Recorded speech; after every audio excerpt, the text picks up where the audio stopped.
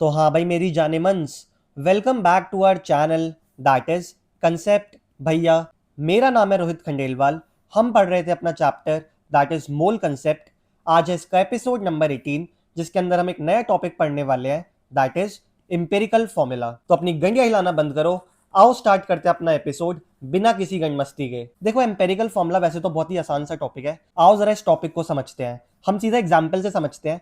यहां पर आपको ग्लूकोज का एग्जाम्पल दे रखा है एंड अगर आप ग्लूकोज के अंदर ध्यान से देखो तो आपको साफ दिख रहा है कि कार्बन की एटॉमिसिटी है 6, हाइड्रोजन की एटॉमिसिटी है 12 एंड ऑक्सीजन की एटॉमिसिटी है 6 एंड C6H12O6 जो मैंने लिखा है ये ग्लूकोज का क्या होता है, मॉलिक्यूलर फॉर्मूला होता है। अब अगर आप इन नंबर्स का सिंपल होल नंबर रेशो ले लो तो मैं ध्यान से देखूं तो ये तीनों नंबर्स मुझको 6 के टेबल से जाते हुए दिख रहे हैं। यहां पर आ जाएगा 1, यहां पर आ जाएगा 2 एंड यहां पर आ जाएगा 1। तो जो मेरा फाइनल फॉर्मूला बनकर आया वो आया C1H2O1 एंड इसी को मैं लिख सकता हूं CH2O। तो ये जो फॉर्मूला बनकर आया इसी फॉर्मूले को हम बोलते हैं इंपेरिकल फॉर्मूला। मतलब किसी भी कंपाउंड या फिर किसी भी मॉलिक्यूल के हर एक एलिमेंट का अगर आप सिंपल होल नंबर रेशो ले लो तो उसे हम क्या बोलते हैं, उसे हम बोलते हैं इंपेरिकल फॉर्मूला। बस एक बात याद रखना भाई कि जो ये तीनों नंबर्स हैं ये एक ही टेबल से जाने चाहिए। ये मत करना कि इन दो नंबर्स को किसी एक टेबल से काट दिया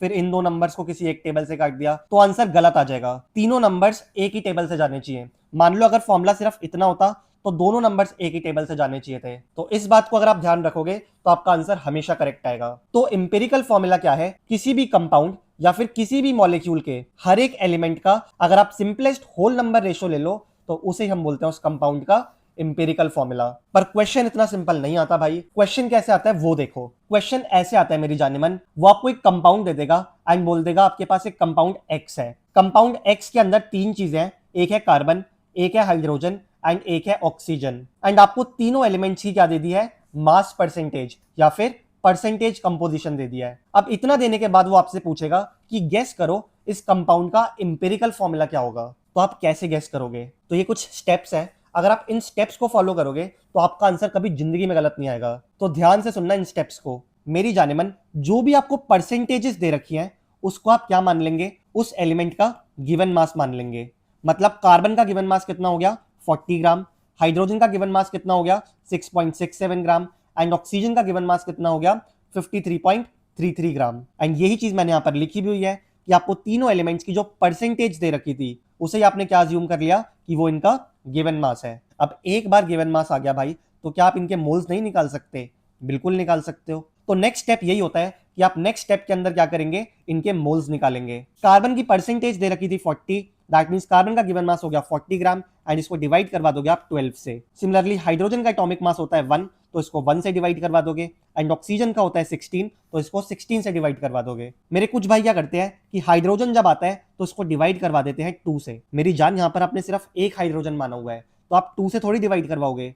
हाइड्रोजन का एटॉमिक मास 1 होता है तो आप 1 से डिवाइड करवाओगे ना। वैसे ही ऑक्सीजन को डिवाइड कर देते हैं 32 से, जो कि गलत है क्योंकि एक ऑक्सीजन का मास 16 होता है। एक बार आपने इतनी चीजों को कैलकुलेट कर लिया तो इनका आंसर पॉइंट में निकाल लो। तो इनको सॉल्व करके मेरे को दिख रहा है कि 3.33, 6.67 एंड 3.33 आ गया। तो जो भी आया था मैं सबसे पहले उसी को लिख रहा हूं। कार्बन का आया था 3.33, हाइड्रोजन का आया था 6.67 एंड ऑक्सीजन का आया था 3.33। अब मेरे को एक बात बताओ, इन तीनों में से सबसे छोटा नंबर कौन सा है? सबसे छोटा नंबर है 3.33। तो आप क्या करोगे, इन तीनों नंबर्स को सबसे छोटे वाले नंबर से डिवाइड करवा दोगे। दैट मींस ये तीनों नंबर किससे डिवाइड हो जाएंगे, 3.33 से। एंड एक बार आपने इतना कर लिया तो बस इसको कैलकुलेट कर लो। मेरे को साफ दिख रहा है कि ये कैंसिल होके 1 आ जाएगा, ये कैंसिल होके 2 आ जाएगा एंड ये कैंसिल होके 1 आ जाएगा। तो मेरे पास फाइनल रेशो क्या आया, C आया 1, हाइड्रोजन आया 2 एंड ऑक्सीजन आया 1। और इसको मैं ऐसे भी लिख सकता हूं CH2O। दैट मींस ये जो मेरे पास निकल कर आया यही क्या है, इस कंपाउंड का इंपेरिकल फॉर्मूला है। तो क्या आपको मेरी बात समझ में आई? लेकिन यार अभी भी एक दिक्कत है कि इंपेरिकल फॉर्मूला तो हमारे पास आ गया, लेकिन अगर आप इस इंपेरिकल फॉर्मूले से मॉलिक्यूलर फॉर्मूला निकालना चाहते हो, देखो हम सबको पता है ये जो परसेंटेजेस दे रखी थी ये दे रखी थी ग्लूकोज की एंड हमारे पास ग्लूकोज का इंपेरिकल फॉर्मूला क्या निकल कर आया, CH2O। लेकिन अगर मैं आपसे बोलूं कि ग्लूकोज का मॉलिक्यूलर फॉर्मूला लिखो तो आप लिखोगे C6H12O6। तो क्या कोई ऐसा तरीका नहीं है कि हम इस फॉर्मूले से इस फॉर्मूले तक जा सके, मतलब एम्पिरिकल फॉर्मूले से मॉलिक्यूलर फॉर्मूले तक जा सके। तो बिल्कुल एक तरीका है भाई relationship between empirical and molecular formula. देखो ग्लूकोज दे रखा था आपको C6H12O6 एंड मैंने आपको बताया था कि इसका जो एम्पिरिकल फॉर्मूला है वो होता है CH2O। तो क्या आप एम्पिरिकल फॉर्मूला का एक बार मास कैलकुलेट कर सकते हो मेरे लिए? बिल्कुल कर सकते हो भाई। कार्बन का होता है 12, 2 हाइड्रोजन है तो उसका हो जाएगा 2 एंड 1 ऑक्सीजन है तो उसका हो जाएगा 16।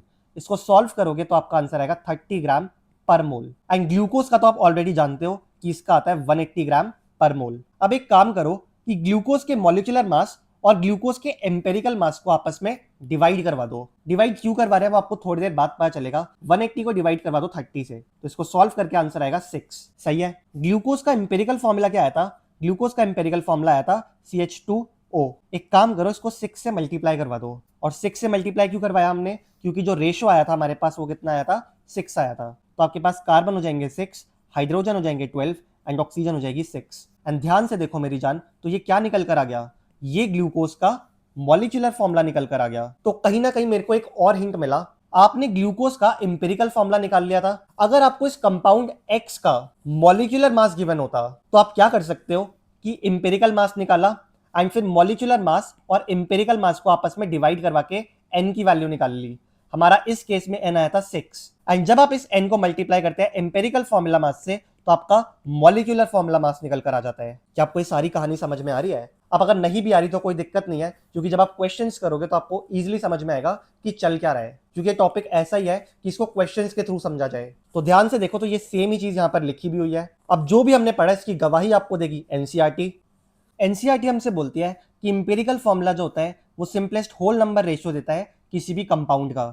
वहीं पर जो मॉलिक्यूलर फॉर्मूला होता है वो आपको एग्जैक्ट नंबर देता है हर एक एटम का जो कि कंपाउंड के अंदर प्रेजेंट है। उसके बाद एनसीईआरटी यही बोलती है कि अगर आपको मास परसेंट गिवन हो वेरियस एलिमेंट्स जो कि एक कंपाउंड के अंदर प्रेजेंट है तो आप उसका इंपेरिकल फॉर्मूला निकाल सकते हैं एंड आप उसका मॉलिक्यूलर फॉर्मूला भी निकाल सकते हैं अगर आपको उस कंपाउंड का मोलर मास भी पता हो तो। अब कैसे निकाल सकते हैं वो तो हमको तभी पता चलेगा जब आप कंसेप्ट भैया की अदालत में एंटर करोगे। क्वेश्चंस आपके पास आएंगे, वीडियो को करना है आपको पॉज एंड कोशिश करनी है उन क्वेश्चंस को सॉल्व करने की। चलिए पहला क्वेश्चन आपके सामने है, ओलंपियाड का क्वेश्चन है, ट्राई करो इस क्वेश्चन को सॉल्व करने का। क्वेश्चन आपसे कह रहा है कि जो ग्लूकोज का एम्पेरिकल फॉर्मूला होता है वही exactly same empirical formula in चारों में से किसका है? तो आओ जरा सॉल्व करते हैं। ग्लूकोज का मॉलिक्यूलर फॉर्मूला होता है C6H12O6 एंड अगर आप इसका एम्पेरिकल फॉर्मूला निकालो तो CH2O बन जाएगा। अब बस आपको इनमें से चेक करना है। यहां पर मेरे को कार्बन दिख रहे हैं 2, हाइड्रोजन दिख रहे हैं 4 एंड ऑक्सीजन दिख रहा है ओनली सिंगल। तो इसको तो नहीं काट सकता क्योंकि 2, 4 और 1 किसी भी टेबल से नहीं जाते। अगला वाला मेरे को दिख रहा है C2H4O2 क्योंकि इसके अंदर 2 कार्बन है, 2 ऑक्सीजन है एंड 4 हाइड्रोजन है। इसको जब मैं सॉल्व करके लिखूंगा तो मैं लिख सकता हूं CH2O। दैट मीन्स इन दोनों का एम्पेरिकल फॉर्मूला सेम हो गया। That means option number B is the correct answer for this question. यहां पर आ जाएगा CH4O एंड यहां पर आ जाएगा CH3 एंड ये दोनों भी इससे मैच नहीं कर रहे। चलिए एक क्वेश्चन और है आपके सामने, एम्स का एक क्वेश्चन है, ट्राई करो इस क्वेश्चन को सॉल्व करने का। अब ध्यान से देखो मेरी जानेमन, तो आपको 20% कार्बन दे रखा है, 6.7% हाइड्रोजन दे रखा है एंड 46.67% नाइट्रोजन दे रखा है। एंड अगर आप ऑप्शंस देखें तो यहाँ पर ऑक्सीजन भी दे रखी है एंड अगर क्वेश्चन में देखें तो ऑक्सीजन का मास इन्होंने नहीं दे रखा। तो सबसे पहले जो गिवन है वही लिखो। कार्बन आपको गिवन है 20%, हाइड्रोजन आपको गिवन है 6.7%, नाइट्रोजन आपको गिवन है 46.67% एंड इसके अलावा एक ऑक्सीजन और होनी चाहिए जिसकी परसेंटेज आपको नहीं दे रखी। तो ऑक्सीजन की परसेंटेज निकालना बहुत आसान है भाई। कैसे निकालोगे आप परसेंटेज ऑफ ऑक्सीजन? आप 100 में से बाकी सारे एलिमेंट्स की परसेंटेज को क्या कर दोगे? माइनस कर दोगे, क्योंकि जो टोटल परसेंटेज होती है वो होती है 100%। तो 100 में से आप 20 प्लस 6.7 प्लस 46.67 को क्या कर दोगे? माइनस कर दोगे एंड इसको जब सॉल्व करोगे तो आपका आंसर आएगा 26.63%। दैट मीन्स ऑक्सीजन की परसेंटेज भी आपको मिल चुकी है 26.63%। तो ये सेम चीज जो मैंने यहां पर लिखी है मैं इसको नेक्स्ट पेज पर लेकर जा रहा हूं। अब मैंने आपको बताया था कि जो भी परसेंटेजेस आती हैं इनको आप क्या मान लोगे? उनका गिवन मास मान लोगे एंड इनको आप डिवाइड कर दोगे इनके एटॉमिक मास से। तो कार्बन को डिवाइड करोगे 12 से, हाइड्रोजन को 1 से, नाइट्रोजन को करोगे 14 से एंड ऑक्सीजन को करोगे 16 से। अब बस आपको इसको सॉल्व करना है भाई। तो जब सॉल्व करोगे तो यहां पर आएगा 1.66, हाइड्रोजन पे तो 6.67 ही आ जाएगा, नाइट्रोजन पर आएगा 3.33 एंड ऑक्सीजन पर आएगा 1.66। अब इसके बाद मैंने आपसे कहा था कि इन चारों में से सबसे छोटा नंबर ढूंढो, तो मेरे को दिख रहा है 1.66 एंड बाकी चारों को इसी छोटे नंबर से क्या करना है आपको, डिवाइड करवा देना है। तो जब डिवाइड करवाओगे तो आपके पास क्या निकल कर आएगा, कार्बन आ जाएगा 1, हाइड्रोजन आपके पास आ जाएगा, इसको डिवाइड करोगे तो यहाँ पर 4 आएगा, तो हाइड्रोजन आ गया 4, नाइट्रोजन आ गया 2 एंड ऑक्सीजन आ गया 1। तो जो मेरे पास फाइनल एम्पेरिकल फॉर्मूला निकल कर आया वो आया CH4N2O। अब क्वेश्चन में आपसे लेकिन एम्पेरिकल फॉर्मूला नहीं पूछा हुआ, क्वेश्चन ने आपसे पूछा है मॉलिक्यूलर फॉर्मूला, और मॉलिक्यूलर फॉर्मूला निकालने के लिए इन्होंने आपको कंपाउंड का मॉलिक्यूलर मास भी दे रखा है, दैट इज 60। तो सबसे पहले तो भाई एम्पेरिकल मास निकालो, तो जो एम्पेरिकल मास आएगा वो कितना आएगा, 12 प्लस 4 प्लस 28 प्लस 16 एंड जब आप इसको सॉल्व करोगे तो आपका आंसर निकल कर आएगा 60 ग्राम पर मोल। अब आप n की वैल्यू निकाल सकते हो, n की वैल्यू कैसे निकलती है, मॉलिक्यूलर मास को जब आप डिवाइड कर देते हैं एम्पेरिकल मास से। मॉलिक्यूलर मास क्वेश्चन में गिवन है दैट इज 60 एंड एम्पेरिकल मास भी कितना आया हमारा, 60 आया, तो आप इसको कैंसिल आउट करके 1 लिख देंगे। अगर n की वैल्यू 1 आ गई तो इसका मतलब है जो आपका एम्पेरिकल फॉर्मूला आया है वही उसका क्या है, मॉलिक्यूलर फॉर्मूला भी है। तो हमारा आंसर आ चुका है दैट इज CH4N2O। एंड ध्यान से देखें तो ऐसा ऑप्शन मेरे को ऑप्शन नंबर बी दिख रहा है, that means option number B is the correct answer for this question. चलिए एक क्वेश्चन और सॉल्व करते हैं, प्रैक्टिस करते रहो भाई, क्योंकि जितनी ज्यादा प्रैक्टिस करोगे उतना ज्यादा आपका हाथ बैठेगा इन क्वेश्चंस के ऊपर। जेई मेंस का एक क्वेश्चन है तो थोड़ा सा अच्छा क्वेश्चन होगा, तो ट्राई करो इस क्वेश्चन को सॉल्व करने का। चलिए क्वेश्चन आपसे कह रहे हैं कि आपके पास एक ऑर्गेनिक कंपाउंड है जिसके अंदर कार्बन आपको दे रखा है 40%, तो लिखते हुए चलो, कार्बन दे रखा है 40%, 6.66% दे रखा है आपको हाइड्रोजन, तो हाइड्रोजन है 6.66% एंड बाकी आपको दे रखी है ऑक्सीजन एंड ऑक्सीजन की परसेंटेज गिवन है 53.34%। अब जो भी परसेंटेजेस गिवन है इन्हीं को आप क्या मान लोगे, इनका गिवन मास मान लोगे। तो इनको डिवाइड किससे करोगे, कार्बन को डिवाइड करोगे 12 से, हाइड्रोजन को करोगे 1 से एंड ऑक्सीजन को करोगे 16 से।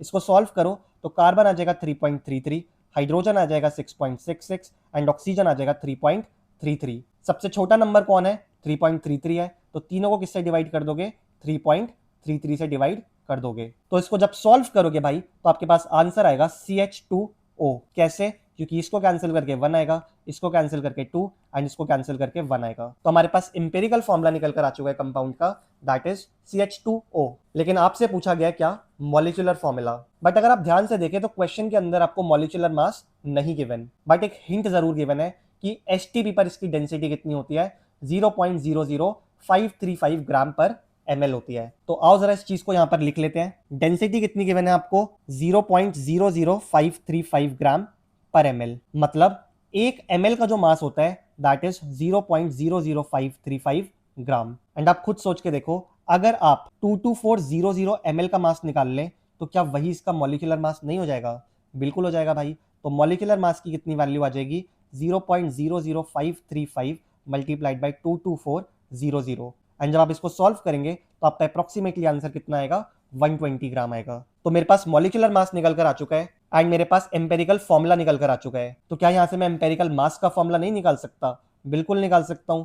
तो एम्पेरिकल मास की वैल्यू जाएगी 12 प्लस 2 प्लस 16 एंड इसको सॉल्व करके आएगा 30। अब इसके बाद आपको बस n की वैल्यू निकालनी है, n की वैल्यू होती है molecular mass divided by empirical mass. Molecular mass है 120, एम्पेरिकल मास है 30, इसको सॉल्व करके आ जाएगा 4। दैट मींस मॉलिक्यूलर फॉर्मूला निकालने के लिए आपको क्या करना है, 4 से मल्टीप्लाई करवाना है एम्पेरिकल फॉर्मूले को। तो आओ जरा करवाते हैं, 4 मल्टीप्लाइड बाय एम्पेरिकल फॉर्मूला आया था हमारा CH2O, तो इसको जब सॉल्व कराओगे तो C4H8O4, C4H8O4, that is option number B is the correct answer for this question. चलिए एक क्वेश्चन और है आपके सामने, ट्राई करो इस क्वेश्चन को सॉल्व करने का।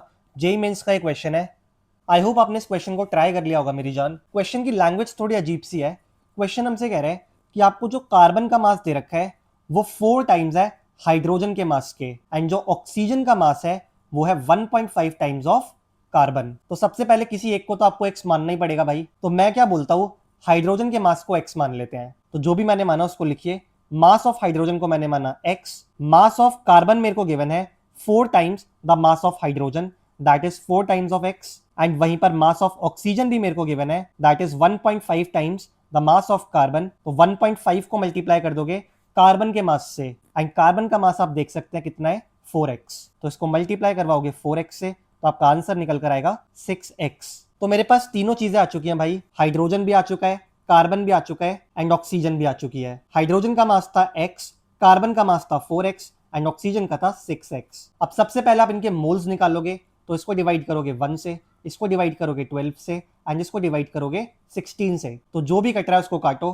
4 एंड 12 का गोप गोप करके 3 आ जाएगा, 6 और 16 भी 2 के टेबल से जा रहे हैं, 3 एंड 8। तो जो मेरे पास फाइनल आंसर निकल कर आ रहा है वो आ रहा है HX carbon x/3 and oxygen आ रही है 3x/8। एंड मैं चाहता हूं इसको होल नंबर रेशो में कन्वर्ट करना, तो एक काम करते हैं ना, इसको 24 से मल्टीप्लाई करवा देते हैं। अब मैं 24 पर आया कैसे, 8 इंटू 3 कर दिया मैंने, दैट इज 24। तो देखते हैं 24 से मल्टीप्लाई करवाने पे होगा क्या। H हमारे पास हो जाएगा 24x, कार्बन हमारे पास हो जाएगा 8x एंड ऑक्सीजन हमारे पास हो जाएगी 9x। x x x भी कैंसिल हो जाएंगे, तो जो फाइनल आंसर निकल कर आएगा वो आएगा H24 कार्बन 8 एंड ऑक्सीजन 9। थोड़ा सा इसको रीअरेंज करते हैं, कार्बन सबसे पहले होता है भाई, तो कार्बन आ जाएगा 8, उसके बाद हाइड्रोजन होता है, तो हाइड्रोजन आ जाएगा 24 एंड उसके बाद ऑक्सीजन होती है, दैट इज 9। एंड मेरे को नहीं लग रहा है तीनों नंबर किसी एक ही टेबल से मैं काट सकता हूं।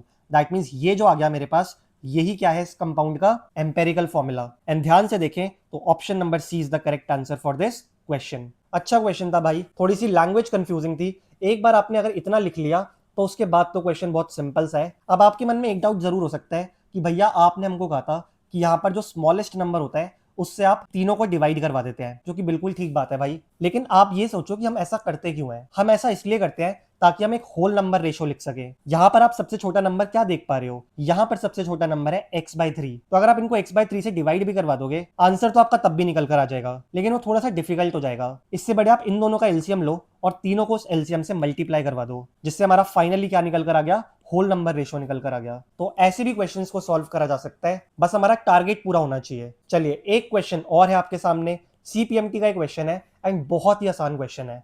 ट्राई करो इस क्वेश्चन को सॉल्व करने का। क्वेश्चन हमसे कह रहे हैं कि हमारे पास क्रोमियम है एंड ऑक्सीजन है।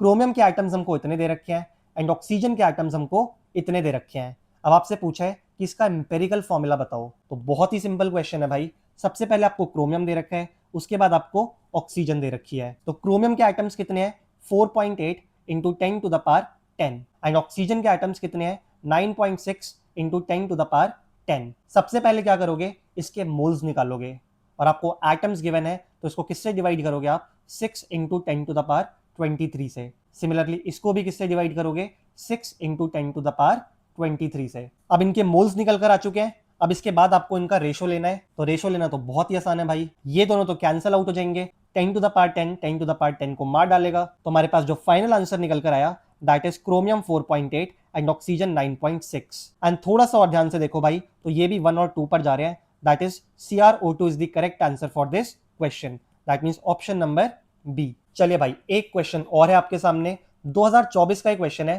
ट्राई करो इस क्वेश्चन को सॉल्व करने का, बहुत ही आसान क्वेश्चन है। क्वेश्चन आपसे कह रहे हैं कि आपके पास कोई कंपाउंड X है एंड उसकी परसेंटेजेस आपको दे रखी हैं। A की परसेंटेज है 32, B की परसेंटेज है 20, कार्बन की परसेंटेज आपको निकालनी पड़ेगी 100 में से इन दोनों को माइनस करके। तो जब आप करोगे तो आपकी कार्बन की परसेंटेज आएगी 48। अच्छा मेरी जान सॉरी, कार्बन नहीं है, ये C है। अब इसके बाद आप इनके एटॉमिक मास से इनको डिवाइड करवाओगे। A का एटॉमिक मास है 64, B का दे रखा है 40 एंड C का दे रखा है 32। जब आप इसको सॉल्व करोगे तो A आ जाएगा 1/2, B भी आ जाएगा 1/2, लेकिन C आएगा 3/2। इसको मैंने 16 के टेबल से काटा है। तो अगर आप इन तीनों नंबर्स को 2 से मल्टीप्लाई करवा दें तो आपके पास फाइनली क्या आ जाएगा, A आ जाएगा 1, B भी आ जाएगा 1 एंड C आ जाएगा 3। That means A B C 3। That is option number D is the correct answer for this question. एक क्वेश्चन और है आपके सामने, 2021 का क्वेश्चन है। ट्राई करो क्वेश्चन को सॉल्व करने का। क्वेश्चन हमसे कह रहे हैं कि हमारे पास एक ऑर्गेनिक कंपाउंड है जिसके अंदर 78% है कार्बन एंड बाकी परसेंटेज किसकी है, हाइड्रोजन की। तो कार्बन का है 78% एंड हाइड्रोजन की बची हुई है 22%। आपको निकालना है इसका एम्पेरिकल फॉर्मूला। तो कार्बन को डिवाइड करोगे 12 से एंड हाइड्रोजन को डिवाइड करोगे 1 से। तो इसको सॉल्व करोगे तो कार्बन आएगा 6.5 एंड हाइड्रोजन आ जाएगा 22। अब मेरे को सबसे छोटा नंबर इसके अंदर 6.5 दिख रहा है, तो दोनों को किससे डिवाइड कर दोगे, 6.5 से। तो कार्बन आ जाएगा 1 एंड हाइड्रोजन आ जाएगा अप्रोक्सीमेटली 3। तो जो एम्पेरिकल फॉर्मूला बना वो बना CH3। That is option number 2 is the correct answer for this question. चलो एक क्वेश्चन और आ गया आपके सामने, 2008 का क्वेश्चन है, जल्दी से इसको भी सॉल्व करो। फिर से हमारे पास क्या दे रखा है, एक ऑर्गेनिक कंपाउंड दे रखा है, कार्बन हाइड्रोजन एंड उसके अंदर ऑक्सीजन है। कार्बन की परसेंटेज आपको दे रखी है 38.71, हाइड्रोजन की परसेंटेज दे रखी है 9.67, ऑक्सीजन की परसेंटेज आपको दे नहीं रखी, पर आप निकाल लोगे कैसे? 100 में से इन दोनों परसेंटेजेस को माइनस करके। तो जब आप माइनस कर लोगे तो ऑक्सीजन की परसेंटेज कितनी आएगी? 51.62। इसके बाद इनके एटॉमिक नंबर से इनको डिवाइड करवाओगे। कार्बन का होता है 12, हाइड्रोजन का होता है 1 एंड ऑक्सीजन का होता है 16। थोड़ी सी अप्रोक्सीमेशन लेके इनको काट दो, यहां आ जाएगा 3 एंड इवन यहां पर भी 3 आ जाएगा। तो कार्बन हो गया 3, हाइड्रोजन हो गया 9 एंड ऑक्सीजन हो गया 3। सिंपलेस्ट होल नंबर रेशियो के लिए इसको 3 से काट दो, तो फाइनल आंसर हमारे पास आ जाएगा CH3O।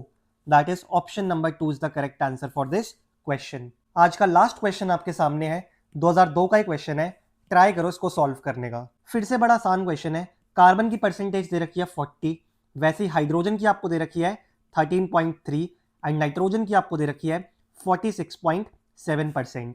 इनको डिवाइड करोगे इनके एटॉमिक मास से, तो यहाँ आ जाएगा 12, यहाँ आ जाएगा 1 एंड यहाँ आ जाएगा 14। इनको थोड़ा सा पॉइंट में सॉल्व करोगे तो कार्बन आ जाएगा 3.33, हाइड्रोजन आ जाएगा 13.3 एंड नाइट्रोजन भी आ जाएगा 3.33। तो सबसे छोटा नंबर मेरे को 3.33 दिख रहा है, तो इसी से डिवाइड करवा दो इन तीनों नंबर्स को। अब जो भी कट रहा है उसे काट दो, यहाँ आ जाएगा 1, यहाँ आ जाएगा 4 एंड यहाँ पर भी आ जाएगा 1। तो जो मेरा फाइनल आंसर हो गया वो हो गया CH4N।